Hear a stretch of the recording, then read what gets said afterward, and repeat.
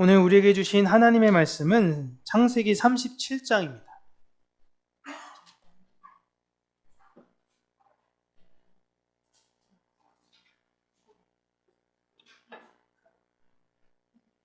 창세기 37장 1절에서 11절까지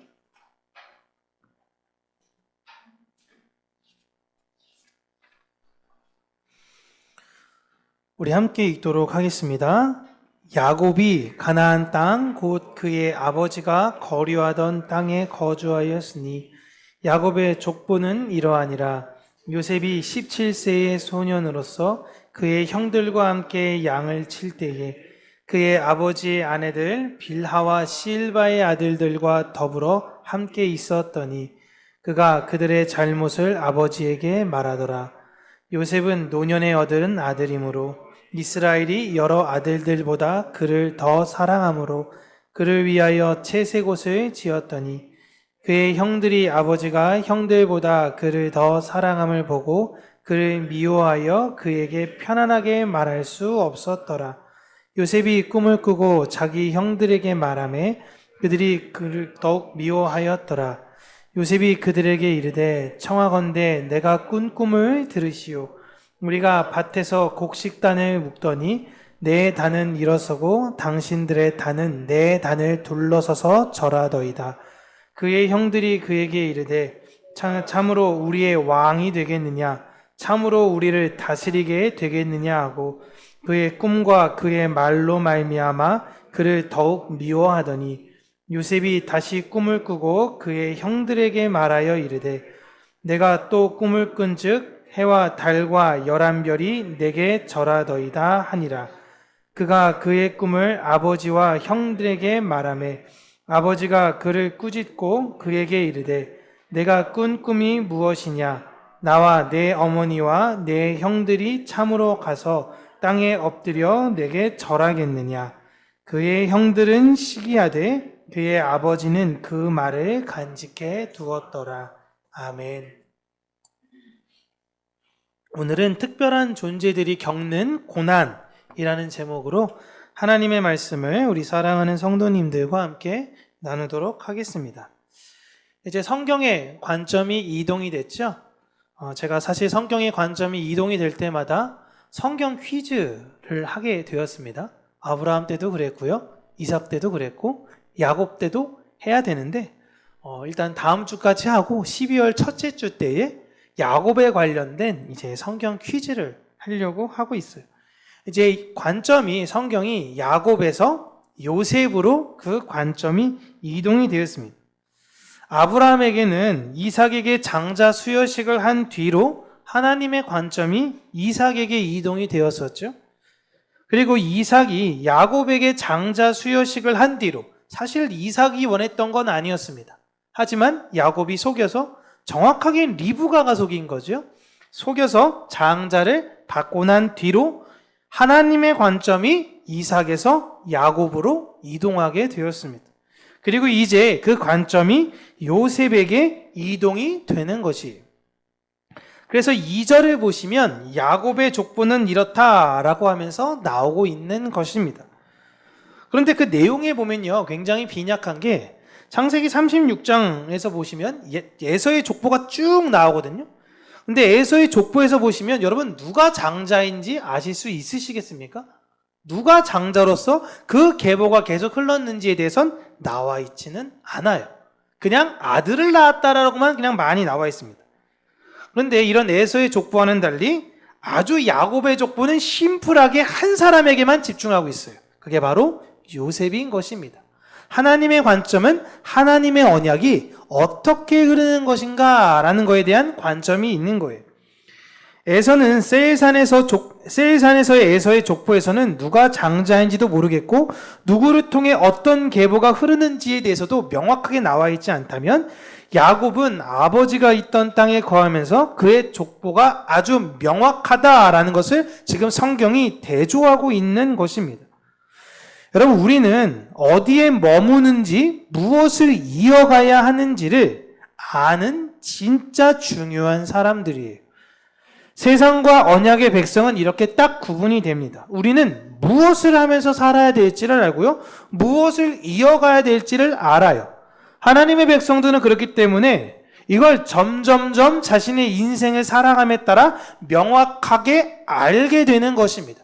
그래서 그냥 나이가 되면 야, 때 됐으니까 결혼해야지. 때 됐으니까 애 낳아야지. 때 됐으니까 그렇게 해야지. 라는 것이 아니라 누가 질문을 할 거 아닙니까? 왜 결혼을 해야 합니까? 왜 아이를 낳아야 합니까? 라고 할 때 그 뜻과 이유를 정확하게 설명할 수 있는 거예요. 에서의 족보엔 그게 나와 있지 않아요. 사람의 도리니까 야, 인간이면 당연히 애 낳고 그렇게 사는 거야. 이게 에서의 집안이었다면 하나님의 백성들의 삶은 명확합니다. 왜 내가 결혼해서 아이를 낳아야 하는지 신약에서 이야기를 하죠. 하나님의 언약을 계속 이어가기 위해 우리는 사실은 결혼에 대해서 사도 바울에 대해서는 그래서 반대하는 거예요. 내가 하나님의 백성으로서 이 땅을 왜 살아가는지 명확히 안다면 결혼할 필요도 없고 아이를 낳을 이유도 없다라고 이야기를 하고 있습니다. 중요한 건 결혼하고 아이를 낳는 것보다 하나님의 백성이라는 것을 분명히 알고 이 세상을 어떻게 살아가야 되는지에 대해서 명확히 아는 게 더 중요한 거예요. 이제야 비로소 보시면 야곱이 이제 정착할 곳을 이제 찾았습니다. 그동안 야곱은 사실상 유목 생활을 했었죠. 이 유목 생활을 끝내고 이제 야곱도 계속 자신도 인생이 불안정하니까 정착을 하고 싶어 했어요. 그리고 그 정착지로는 그 윗지역, 자신이 살고 있던 윗지역에 아주 잘 나갔던 동네인 세겜이라는 곳을 정했었습니다.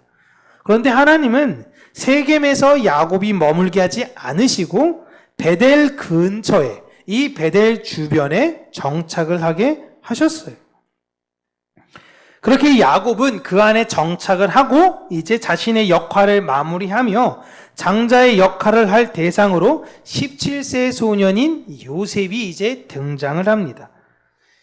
야곱은 요셉에게 레아의 아들들에게는 간섭하는 일은 하지 못하게 하고요.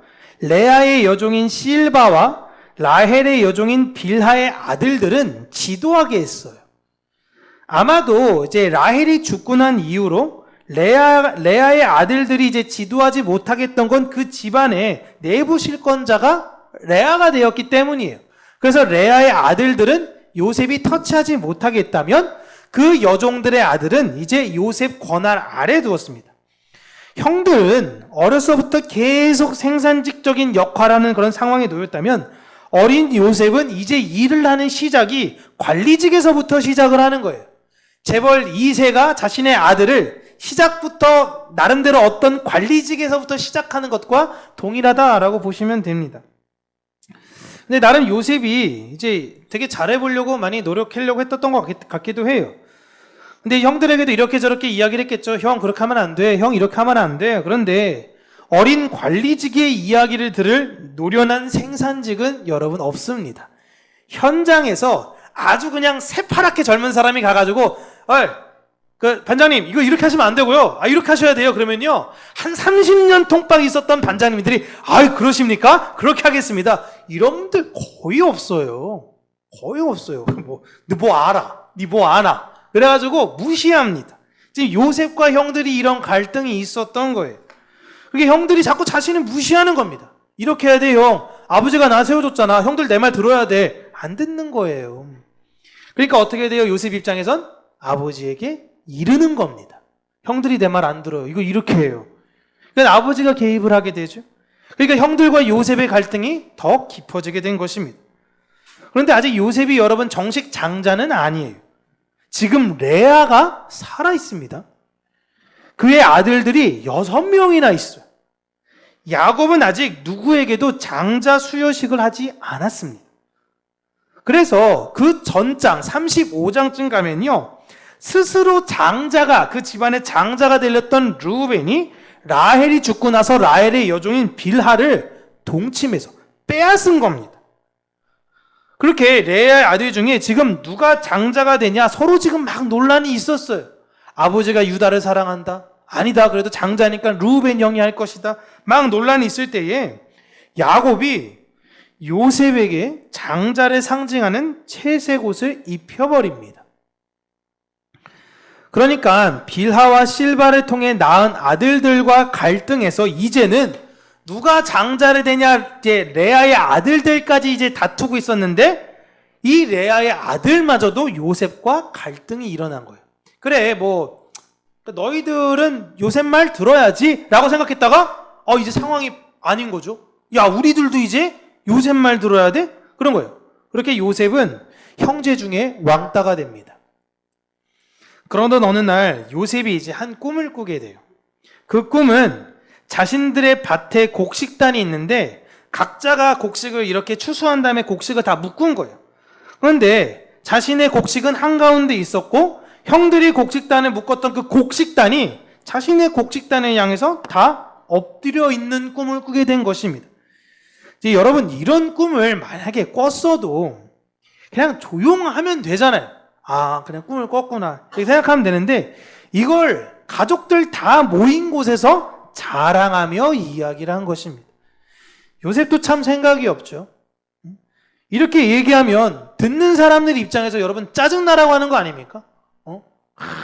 막 다 나한테 다 절하더라. 근데 그 사람이 권위도 많아. 아주 높은 곳에 있는 사람이야. 그러면 그래도 좀 인정할까 말까인데 이제 막 가장 집에서 어린애가 이런 얘기하고 있으니까 화가 나죠. 어떻게 보면 그동안 야곱의 총애를 온갖 받으며 아버지가 끼고 싸니까 눈치를 하나도 보고 자라지 않은 거예요. 진짜 너무 싸가지 없잖아요. 아닌가요? 이건 진짜 눈치 하나도 안 보고 자란 사람이에요. 아버지가 무슨 말 했으면 그냥 요셉만 계속 끼고 돈 겁니다. 이거 일부러 그랬나 싶을 정도의 내용입니다. 그러니까 형들이 짜증이 폭발하죠. 지금 아버지가 장저로 봐주시니까 아버지 믿고 아무 말이나 함부로 내뱉는다라고 생각을 했던 거예요. 그래서 요셉을 더 미워합니다. 그래서 요셉과 더 이야기를 하지 않아요. 그리고 얼마 후 요셉이 또 꿈을 꿉니다. 형들이 자기를 미워하는 게 보일 거 아니에요. 사람인데 아무리 눈치가 없어도 그 자기 미워하는 게 안 보일까? 보일 거 아닙니까? 근데 얼마 후 또 요셉이 꿈을 꾸는데 이번에는 해와 달과 11개의 별이 자신에게 절을 했다는 내용을 모든 가족이 있는 자리에서 또 이야기를 하는 거예요. 그러니까 아주 오냐오냐 하니까 오만이 하늘을 찌르고 있는 거죠. 그러자 그동안 가만히 듣고 있었던 야곱마저도 화를 냅니다. 그런데 다른 아들들과 달리 야곱은 이 꿈의 내용이 무엇일까라고 곰곰이 생각했다라고 합니다. 왜냐하면 여러분, 야곱도 꿈에서 하나님과 만났고 하나님께서 나타나셔서 말씀하셨기 때문에 나에게 나타나셨던 그 하나님이 요셉에게 이 꿈에서 무언가를 말씀하려고 하시는구나 라는 확신이 있었던 거예요.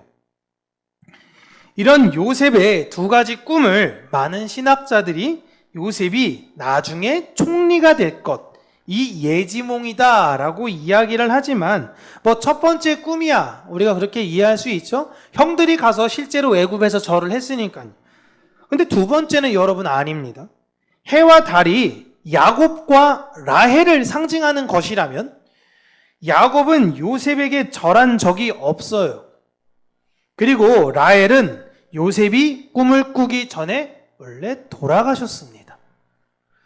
요셉이 꿈을 꾸고 있는 이 꿈은 단순히 요셉의 미래를 점지한 꿈이 아니라 하나님께서 요셉을 하나님의 언약을 받은 집안의 대표로 그를 통해 이루실 언약을 미리 보여주고 계신 거예요. 아주 쉽게 말씀드리면 우리가 흔히 주변에서 이야기한 너 주님 만났어? 이 이야기하고 있는 거예요.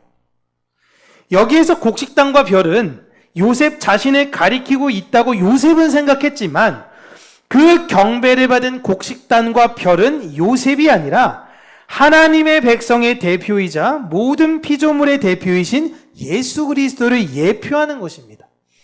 그래서 12개의 곡식단과 12개의 별에 경배받는 것이 아니라 예수님이 모든 이스라엘의 대표, 모든 피조물의 대표이듯이 11개의 곡식단, 총 12개인데 12개 중에 그 하나, 12개의 별 중에 그 하나의 대표에게 모든 피조물들이 엎드려 경배하고 있는 거예요.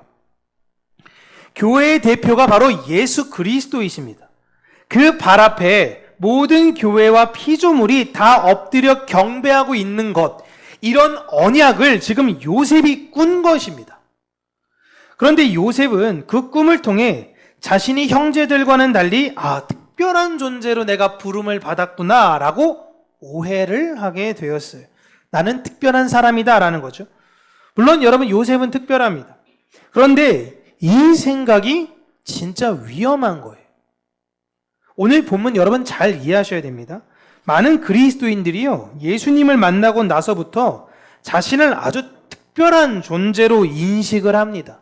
왜냐하면 난 지옥에 갈 일이 없거든요. 난 선택받은 사람, 택함받은 족속이라고 생각하거든요. 이 생각이 잘못된 것이 아닌데 아주 위험할 수 있어요. 특별히 그렇게 생각하는 사람들로 인해, 그 생각으로 인해 복음이 굉장한 오해를 받을 때가 있습니다.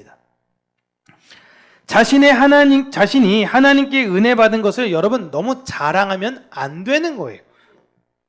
뭐 했더니 하나님께서 나에게 복을 주셨다. 이렇게 했더니 하나님이 나에게 은혜 주셨다. 잘 나가게 될 때 자신의 특별함을 어떻게 해서든지 자랑하려고 해요. 그렇다면 잘 안 되는 사람은 뭐죠? 잘 안 되는 사람? 똑같이 예배 열심히 드리고 헌금 열심히 하고 열심히 봉사하고 열심히 애쓰고 노력하며 말씀 읽고 기도하는데 안 되는 사람들. 이 사람들은 그냥 요셉의 다른 형제들 같은 존재인가요? 잘 안 되면 하나님한테 여러분 저주받은 건가요? 요셉이 여러분 뭘 잘했습니까? 뭘 잘해서 하나님께서 그 꿈을 꾸게 해주셨나요? 이야, 요셉 진짜 너 대단하구나. 아니에요. 싸가지 없는 애예요. 여기 싸가지 없는 애라니까요. 그리고 그가 사랑받는 이유는요, 야곱에게 사랑받았던 이유는요, 엄마가 라헬이기 때문입니다. 요셉의 엄마가 레아였거나 빌하나 실바였으면 그냥 얄짤없어요. 엄마가 라헬이란 이유로 사랑받는 겁니다. 요셉이 여기서 잘한 게 뭐가 있어요? 하나도 없어요. 다 타고난 거예요. 그런데 자신은 특별하다라고 생각하는 거예요. 사랑을 받게 되면 이렇게 사람들은 착각을 하게 돼요. 물론 모든 교회는 하나님의 부르심을 받았기 때문에 특별합니다. 그건 하나님께서 우리에게 맡기신 사명 때문에 우리가 특별한 것이지 우리 자체가 특별해서가 아니에요. 하나님이 그냥 지금 당장이라도 저 버리고 다른 사람 세워가지고 여기 그렇게 세울 수 있다니까요. 하나님이 아브라함의 자손들을 그냥 이런 나무로도 만드실 수 있는 분이 하나님이신 거예요. 우리가 뭘 잘해서 구원받은 것이 아니고요. 뭘 더 잘해서 다른 사람들보다 더 물질적 풍요를 누리는 것이 아닌 겁니다. 이 꿈꾼 것으로 입방정 떨다가 요셉 보시면 한 방에 훅 가요. 한 방에 그냥 형제들한테. 이 모습을 우리는 잘 생각하셔야 되는 거예요. 이게 광야로 나가면서 우린 특별해 라고 외쳤던 이스라엘 백성들이 겪은 모습입니다. 10가지 재앙에서 열애됐어요. 야, 어떻게 이렇게 신기한 일이, 저기만 막 우박 떨어지고 여기는 아무렇지도 않고, 야, 저기만 피해 있고 여기는 아무렇지도 않고, 야, 우리가 대단한가 보다. 이렇게 착각한 상태에서 홍해마저 갈라졌어요. 이야, 정점을 찍었죠. 우리는 이렇게 특별해 라고 생각하면서 광야 나갔는데 어땠나요? 지질이 고생하죠. 지질이. 예수님 만난 이후에 우리도 마찬가지입니다, 여러분. 성경은 우리에게 끊임없이 겸손에 대해서 말하는 것은 하나님께서 우리를 먼저 사랑한 것이지, 우리가 하나님을 먼저 사랑해서 내가 이렇게 특별한 존재가 되었다라는 것을 이야기하려는 것이 아니에요. 내가 예배 드렸으니까, 내가 헌금했으니까, 내가 봉사했으니까 하나님이 나를 더 이 사람보다 특별하게 하실 거야 라고 착각하지 말라는 거예요. 그 하나님의 사랑을 네가 진짜 안다면 이웃에게 하나님의 사랑을 보이면 된다라는 거예요. 요한일서 4장 7절과 8절이 이 내용 아닙니까? 사랑하는 자마다 하나님을 알고 하나님으로부터 태어나서 그 하나님의 사랑을 다른 사람들한테 보인다라는 거예요. 그런데 당시에 어떤 문제가 있냐면 입방정만 떠는 사람들이 있는 거예요. 나 하나님 사랑받았어. 하나님 사랑받았어. 야, 너 왜 그렇게 살아? 기도를 안 하니까 그렇지. 봉사를 안 하니까 그렇지. 이렇게 함부로 정죄하는 거예요. 그래서 그렇게 사랑 없는 자들에게 요한이 뭐라고 얘기하냐면 너가 하나님 사랑 없는 사람이야 라고 이야기하고 있는 겁니다. 하나님의 사랑을 알았다면 이웃에게 하나님의 사랑을 보이면 돼요. 그러니까 자신이 하나님으로부터 이거 받았다요? 이거 저거 받았어요? 이렇게 그 사랑을 자랑하지 말라는 겁니다. 이건 우리 유초등부 애들이 하는 거예요. 유초등부 애들은 그렇게 하라고 해요. 걔네들은 지금 자랑할 때예요. 너무 감사해요 하나님, 이거 주셔서 감사하고 저거 주셔서 감사해요. 저기 보시면요 여러분, 저기 애들 채원이랑 소영이가 쓴 게 있는데 추수감사절 때 하나님 감사해요 하는데 애들 뭐 특별하게 쓴 거 없습니다. 하나님 폰 바꿔주셔서 감사해요 뭐 이런 거 쓰라고 하는 거예요. 애들은 그냥 밥을 먹게 해주셔서 감사해요. 무슨 가끔 이게 애들이 어떻게 살았는지. 예? 이게 이제 점점점 성숙해져서요 우리가 신앙 안에서도 그럴 때가 있어요. 입이 근질근질거려서 내 이 자랑을 참을 수가 없어요. 근데 그게 꼭 화근이 됩니다. 저는 지금 여러분들에게 말을 조심하십시오 라고 말씀드리는 것이 아니라 이 본문의 목적은 이 말을 하는 것이 아니에요. 본문에서 말하려고 하는 건요, 성도들은 이 과정을 겪습니다예요. 이게 되게 놀라운 거예요. 모든 성도들은 요셉처럼 이 과정을 겪게 된다라는 거예요. 그래서 그들이 필연적으로 뭘 겪게 되냐면 고난을 겪게 된다는 거예요. 내가 특별한 존재라고 가진 착각으로 내가 고난을 겪게 되는 거예요. 사람은 좋은 것을 얻게 되면 필연적 자랑을 하게 됩니다. 여러분, 아파트값 그렇게 올랐을 때 제 주변에서 난리였어요. 아파트, 야 5억 올랐어, 야 6억 올랐어. 지금 아무도 얘기 안 해. 아무도 얘기 안 해. 야 조심, 말 조심해. 아직 호가는 1억밖에 안 떨어졌어. 호가는. 매매가는? 아니 몰라. 호가는 아무도 말을 안 해요. 에? 그러면 작년까지는 하나님의 은혜, 올해는 하나님의 저주예요? 뭐예요 이게? 제 눈의 물대기입니다. 다 제 눈의 물대기.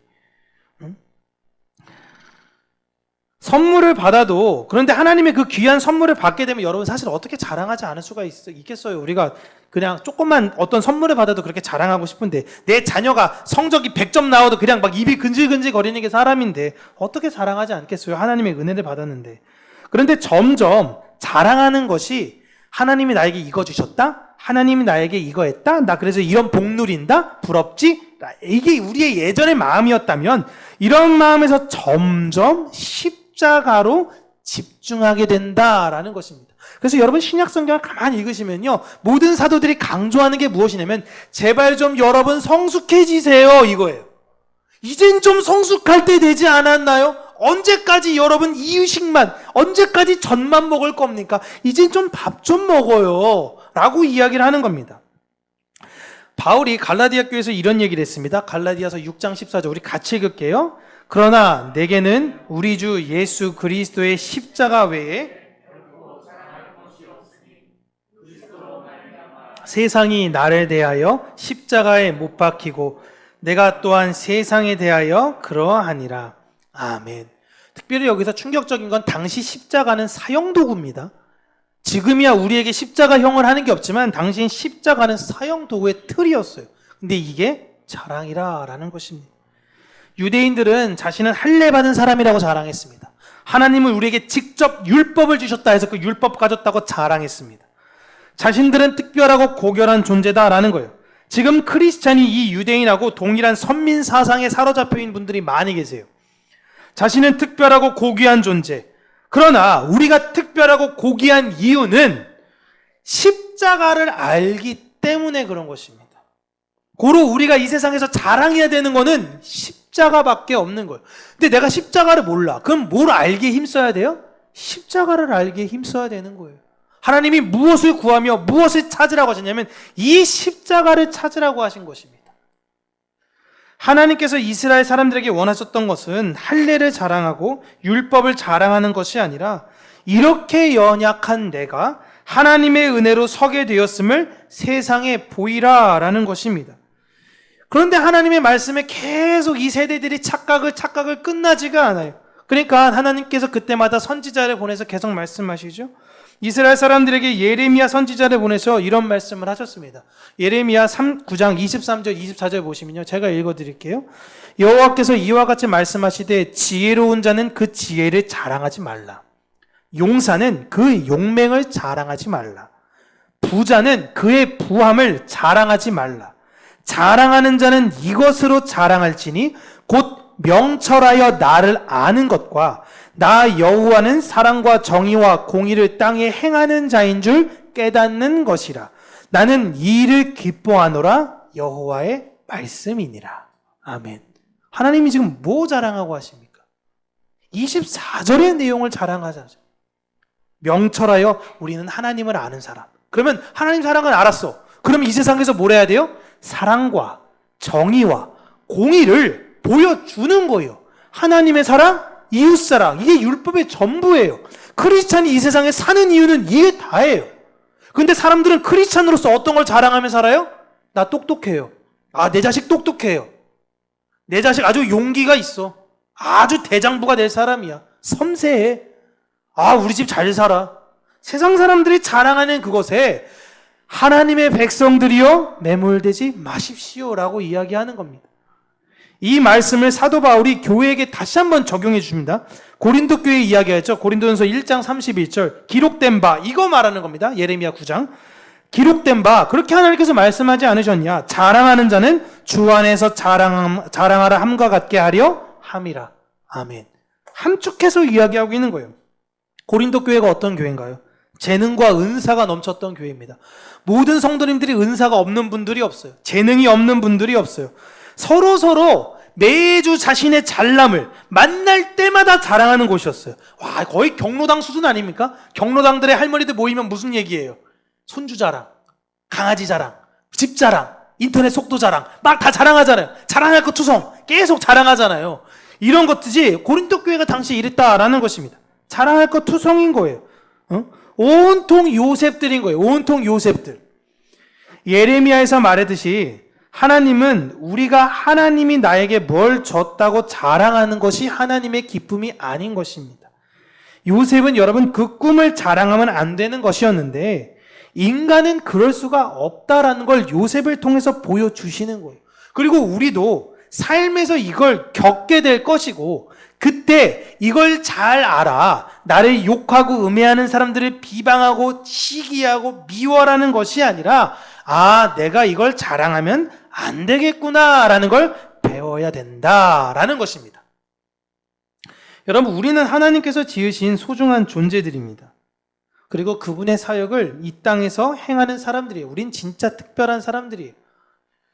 예수님의 사역을 하시면서요, 예수님 자신을 위해서 무언가를 하지 않으셨고 철저하게 하나님의 뜻에 순종해서 사역을 하셨듯이 교회는요, 철저하게 우리는 사라지고 예수 그리스도만을 자랑하며 예수 그리스도의 그 구원과 사랑을 드러내야 되는 존재들인 것입니다.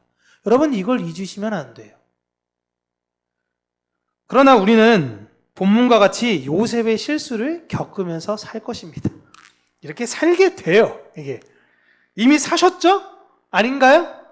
자랑할게요. 여러분, 진짜 아주 요만한 거라도 사람은 자랑하고 싶기 때문에 이런 삶을 안 살 수가 없어요. 그렇게 우리는 특별한 부르심을 받은 존재로서 이 땅에서 필연적 교만으로 이런 고난을 겪게 돼요. 고난을 겪게 돼요.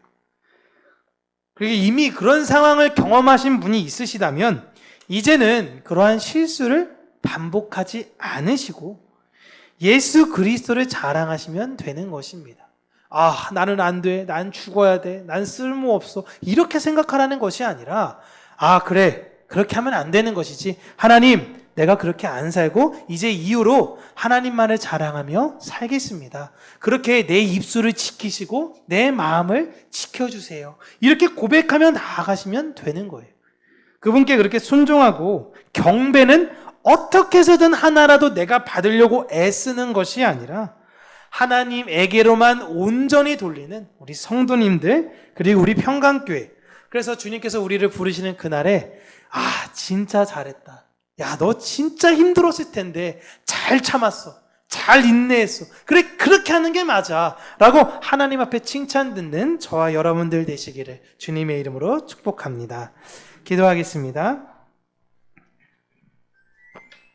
참 좋으신 하나님 아버지, 우리가 이 세상에 그 험한 십자가를 자랑하며 나 또한 그 십자가를 지고 묵묵히 예수 그리스도께서 걸으셨던 그 길을 걷기를 간절히 간구하고 소원합니다.